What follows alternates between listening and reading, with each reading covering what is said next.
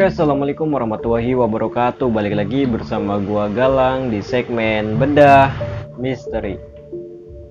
Jadi pada kesempatan hari ini gua akan membagikan cerita horor yang menurut gua serem banget. Jadi pada cerita kali ini dimana ada seorang cewek, sebut aja namanya si Rahma. Jadi dia ini baru lulus SMA dan bingung mau ngelanjutin kuliah di mana. Dan akhirnya dia mendapatkan salah satu kampus, kemudian dia mengalami kejadian-kejadian horor. Penasaran dengan ceritanya? Tonton terus sampai habis. Sebelum ke cerita, seperti biasa jangan lupa subscribe, like, komen, dan share ke teman-teman kalian agar channel ini bisa berkembang. Tanpa lama-lama, langsung aja, ini dia ceritanya.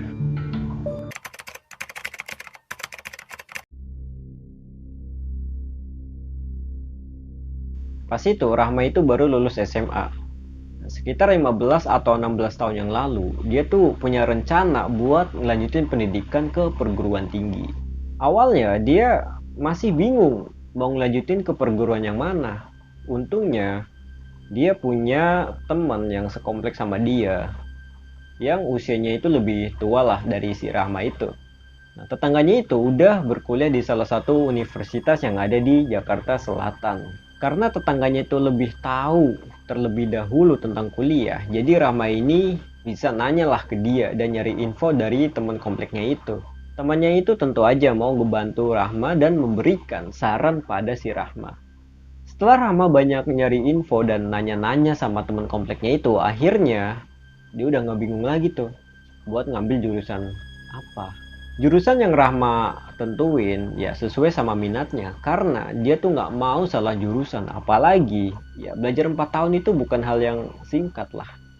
Jadi dia mau bener-bener mutusin buat biar nggak salah jurusan gitu.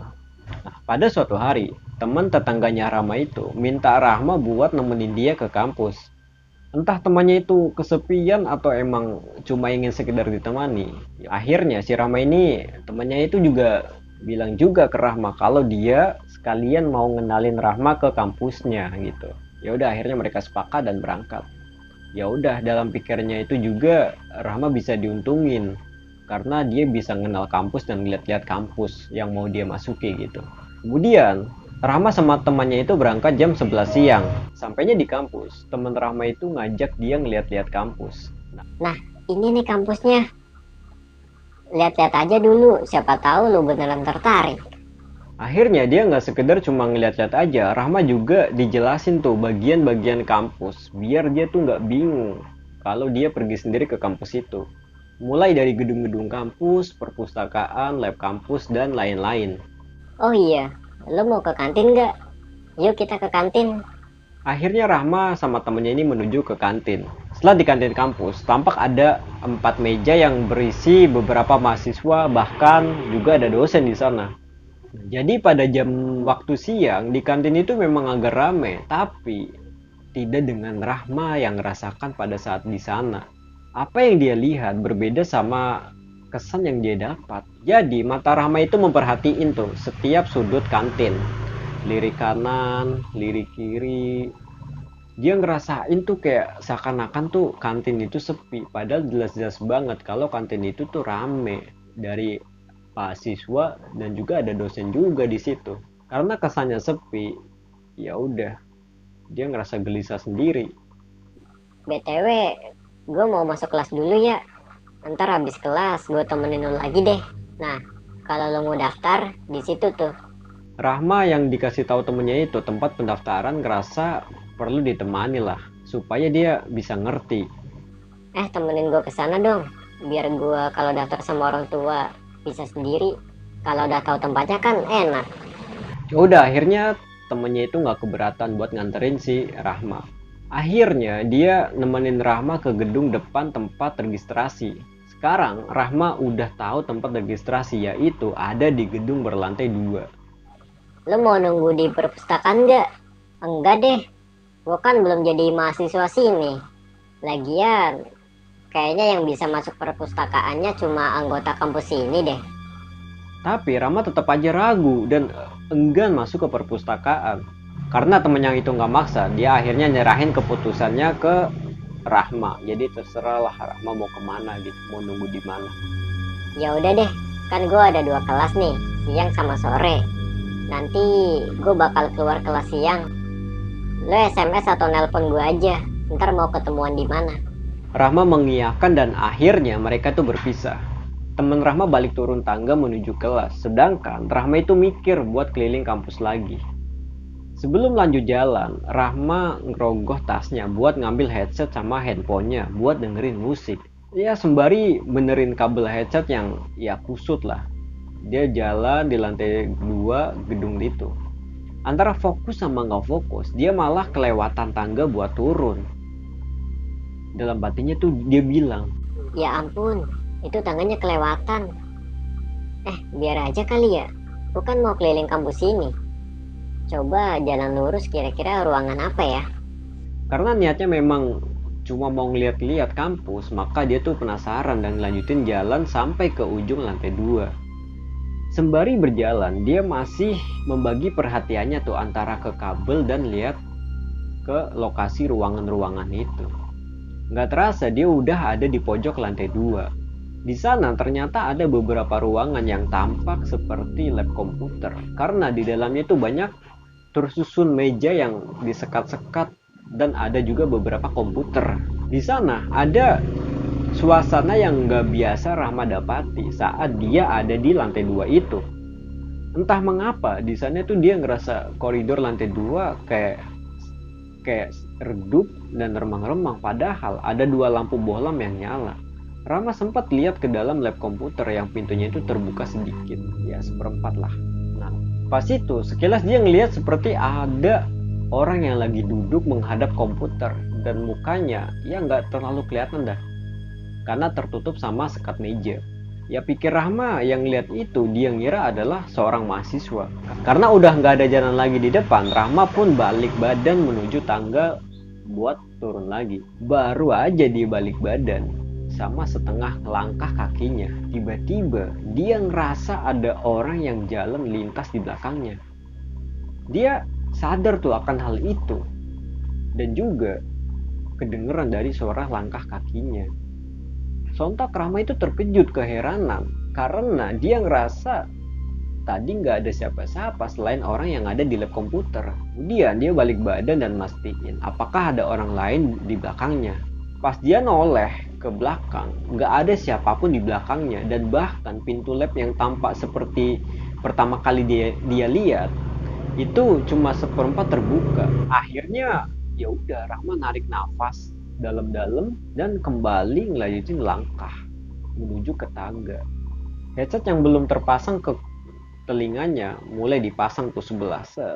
Tujuannya dia masang sebelah dulu ya, karena biar ada hiburan aja gitu pas jalan. Setelah headset terpasang, barulah dia buka musik audionya yang ada di HP-nya. Belum dia mencet tuh musik, tiba-tiba dari sebelah kanan dia ngedenger ada seperti suara erangan gitu.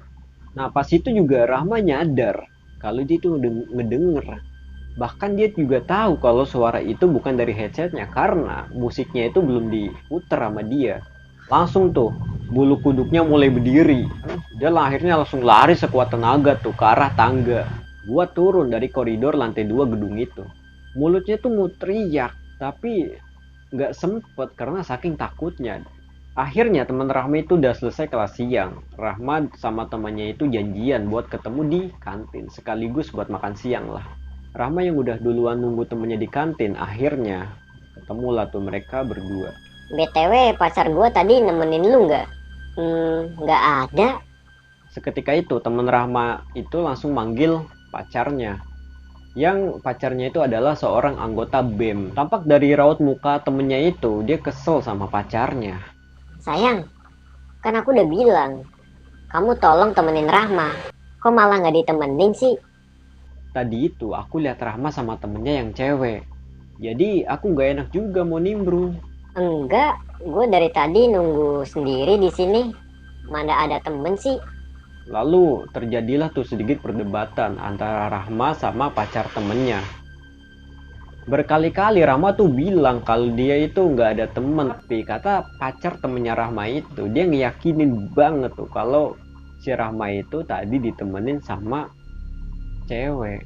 Karena mereka berdua masih ngebahas tentang kejadian itu, akhirnya pacarnya Rahma ini punya inisiatif buat manggil temennya yang sekaligus juga dia sebagai saksi gitu.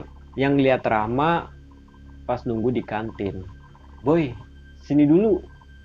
Ada apaan manggil? Ini doang sih, kan tadi kita ke kantin. Terus gue minta temenin lu kan. Nah, lu lihat juga kan kalau si Rahma itu nggak sendirian pas nunggu di kantin. Iya, gue juga lihat Rahma sama temennya cewek. Nah kan, aku gak bohong yang. Dan temen Rahma juga yang udah nggak maksa buat jelasin lagi. Akhirnya mereka ngalihin topik pembicaraan. Oh iya, kalian mau makan kan? Ya udah, gue sama Boy mau kumpul-kumpul lagi. Nah, Rahma masih kepikiran tuh soal apa yang dilihat sama pacar temennya itu. Dia mau ngejelasin lagi sama temennya kalau dia bener-bener sendirian dan gak sama siapapun pas nunggu di kantin gitu. Tapi tadi gue beneran sendirian. Udah, lupain aja. Mending kita makan aja yuk. Ya, tanpa ada yang aneh di pikiran Rahma, dia mikir tuh apakah temennya itu tahu sesuatu atau cuma gak mau debat aja. Ya entahlah. Rahma sama temennya akhirnya ngabisin makan siang mereka di kantin. Lu ikut gua nggak? Loh, lu kan ada kelas lagi siang. Enggak sih, tapi daripada lu sendirian mending ikut gua ketemu dosen. Lama pasti kalau ketemu dosen. Gua keliling kampus aja deh. Ya udah kalau lu nggak mau ikut, tapi lu nanti masuk kelas sama gua aja ya. Oh iya, lu belum keliling semua area kampus kan? Oke deh, kalau lu mau keliling kampus dulu. Emang boleh? Nanti gua masuk kelas. Iya boleh, lagian juga lu sama gua. Ya udah gue cabut mau ketemu dosen dulu ya. Ya udah sana ketemu dosen lu. Gue penasaran nih sama lapangan belakang sana. Nah, setelah itu mereka berdua berpisah arah. Teman Rahma ke lantai 2, sedangkan Rahma jalan ke bagian belakang gedung kampus yang ada lapangannya. Entah beberapa menit Rahma keliling-keliling kampus. Mungkin memang agak sepi ketika dia sendirian, tapi semangatnya itu buat dia gak ngerasa gelisah meski cuma sendiri. Rahma jalan tuh ke sana kemari di sekitar kampus sampai dia puas. Saking semangatnya Rahma naik gedung memilih naik tangga daripada naik lift. Tapi pas dia mulai capek baru tuh dia pakai lift. Rahma akhirnya tahu temannya itu lagi konsultasi sama dosen yang ada di lantai 2. Dia udah ngerasa puas dan cukup lelah naik tangga. Dia mutusin tuh buat turun lantai 2 buat tunggu temennya di sana. Gua turun ke lantai 2 pakai lift aja deh. Capek juga naik tangga ke lantai 3. Dengan sedikit ngos-ngosan dia berjalan tuh ke arah depan lift. Tampaknya siang itu nggak banyak yang memakai aktivitas lift. Sehingga ketika dia mencet tombol lift ke lantai 2 nggak terlalu lama lah nunggunya. Ketika pintu lift udah kebuka, itu memang kosong, gak ada siapa-siapa selain si Rahma itu. Lift akhirnya ketutup ketika dia udah masuk. Tombol lift yang nyala nunjukin tujuan ke lantai 2. Pas di dalam lift, Rahma tuh ngerasa biasa aja. Tapi pas lift udah nunjukin ke lantai 2, dia tuh tiba-tiba nyium bau yang busuk banget. Bau itu kayak bau bangke yang nyengat banget. Tapi perlahan-lahan tuh bau itu hilang. Dan anehnya lagi, pintu lift gak langsung kebuka. Entah kenapa ketika bau itu ada, pintu lift itu justru tertutup. Ya cukup lama, ngeselin juga ya. Rahma gak berpikir hal aneh selain ngeduka karena lift yang error karena udah tua gitu. Tapi yang jadi misteri di pikirannya, mengapa ada bau busuk yang nyengat secara tiba-tiba. Rahma nggak mau terlalu mikirin keanehan di lift itu. Setelah sampai di lantai 2, dia menuju ke ruang toilet karena dia mau buang hajat. Sama seperti di lantai 3, ternyata koridor lantai 2 juga sama sepinya. Pas dia mau masuk pintu toilet di sana, dia ngeliat ada OB cewek lagi bersih-bersih. Rahma nggak negur tuh sama OB itu. Dia ngeliat kalau OB itu make ikat rambut warna merah dan ngebelakangin Rahma. alias nggak berhadapan. Nah, setelah selesai dari toilet, Rahma keluar dan pas itu temennya itu nelpon, nanyain dia di mana. Halo Rahma, lu di mana? Gue di toilet lantai 2, lu di mana? Ini gue habis keluar ruangan, mau ke kantin. Lu katanya di kantin. Ya udah, gue ke lantai 2 gedung baru biar cepet ketemu lu. Lalu temennya Rahma itu nyusul dia ke lantai 2 dengan naik tangga. Sampainya di lantai 2, dia segera ke toilet, tapi di sana itu nggak dilihat adanya Rahma di sana. Lu di toilet mana sih? Cowok apa cewek? Ya toilet cewek lah, masa cowok? Ini gue nungguin di depan toilet. Lu di mana sih? Lu yang bener, toilet lantai berapa? Coba lu keluar, lihat deket tangga tuh ada tulisan lantainya. Sebenarnya Rahma tuh udah kesel karena berkali-kali dijelasin tuh kalau Rahma ada di lantai 2. Ya udah, akhirnya dia nurut tuh buat ngecek tulisan yang ada di deket tangga. Pas Rahma ngecek, ternyata dia ada di lantai 3. Ya udah, Rahma bingung dan sempet gak habis pikir. Karena tadi jelas-jelas kan kalau di lift itu nunjukin di lantai 2. Ternyata gue di lantai 3 nih. Ya udah, akhirnya temen Rahma dari lantai 2 langsung nyusul ke lantai 3 dengan naik tangga lagi. Sampainya di lantai 3, dia segera ngajak Rahma turun karena waktu yang sangat mepet banget buat masuk kelas. Ayo buruan Rahma, kita masuk kelas. Asli, tadi gue udah turun pakai lift ke lantai 2. Kok bisa-bisanya gue malah ke lantai 3 lagi sih? Ya nggak tahu, jelas-jelas lu di lantai 3. Gimana sih? Udah buruan kita masuk kelas. Sepanjang jalan menuju ke kelas, Rahma tuh cuma bingung mikirin keanehan yang dia alami. Dia ngerasa kayak ada kejadian yang dalam mimpi. Nah, pas mau masuk kelas, rupanya dia udah ada dosen di sana yang lagi nyatet materi di papan tulis. Rahma ngerasa sedikit bersalah tuh karena buat temennya masuk sedikit terlambat. Lalu mereka segera masuk dan segera duduk. Temen Rahma minjemin kertas sama pulpen tuh buat Rahma seolah-olah mahasiswa yang ikut nyatet. Rahma cuma ngikuti alur perkuliahan dan ngebayangin tuh kalau dia bener-bener udah jadi seorang mahasiswa. Rahma di sana cuma manggut-manggut seolah-olah tuh nyimak serius. Tapi ada yang jadi tanda tanya bagi Rahma. Di dalam hatinya, dia tuh mikir kalau suasana seramai itu dibilang sama dosen kalau teman-temannya itu nggak hadir. Karena banyak yang nggak hadir aja, rasanya udah ramai banget. Gimana kalau hadir semua? Ya udah kayak penuh banget lah. Nah, setelah dosen itu ngasih materi, perkuliahan selesai dan dosen pun akhirnya keluar. Lo mau di sini atau kita langsung pulang? Kalau di sini dulu, gue telepon pacar gue. Tapi kalau mau pulang, kita langsung ke parkiran aja. Belum Rahma ngejawab, tiba-tiba dia noleh ke belakang. Rahma dibikin bingung tuh. Ruang kelas terlihat kayak sepi banget gitu. Banyak bangku yang kosong dan tampak mahasiswa kelas yang hadir cuma 10 orang. Ini yang kuliah cuma segini. Kan udah gue bilang pada males. Nanti pas mau ujian baru tuh pada datang ke kampus. Rahma cuma bisa ngelamun sekaligus bingung. Dia bertanya-tanya sama dirinya soal apa yang dia rasakan, ya sungguh aneh. Anjir, apaan nih? Perasaan tadi nih kelas kayak rame. Dalam batin tiba-tiba Rahma bilang begitu. Akhirnya sebelum pulang dari kampus, sore itu Rahma minta temennya buat singgah ke kantin terlebih dulu.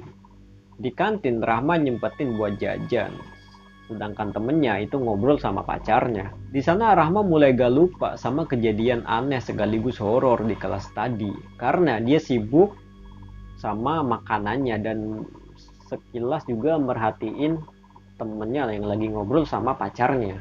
Entah apa yang diobrolin sama temennya, Rahma itu nggak mau kepo lah urusan mereka dan nggak mau nimbrung juga.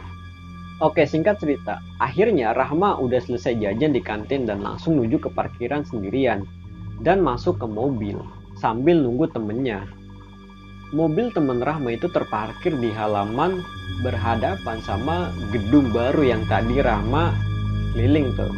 Pas dia nunggu temennya yang masih ngobrol sama pacarnya di kantin, tiba-tiba penglihatan dia itu teralihkan ke suatu gedung baru yang ada di lantai 2. Di sana dia ngeliat OB yang ditemui tadi di toilet lantai 3. OB itu kelihatannya lagi jalan sendirian di lantai 2. Awalnya kelihatan normal aja tuh, tapi pas posisi si OB itu persis di sudut pandangan lurus Rahma, si OB itu tiba-tiba jalannya itu melayang, tapi lambat. Di sana Rahma terkejut dan bingung. Dia merhatiin lagi tuh dengan baik-baik. Apa yang dilihat itu memang benar apa enggak. Saking bingungnya dia sampai buka kaca mobil buat ngeliat ke arah luar dengan jelas. Dan bener aja tuh, si OB itu memang jalan melayang di lantai 2 itu. Rahma yang melihat kejadian itu tiba-tiba shock lah. Pas lagi bingungnya sambil bengong, tiba-tiba Rahma itu ditepuk dari belakang, plak.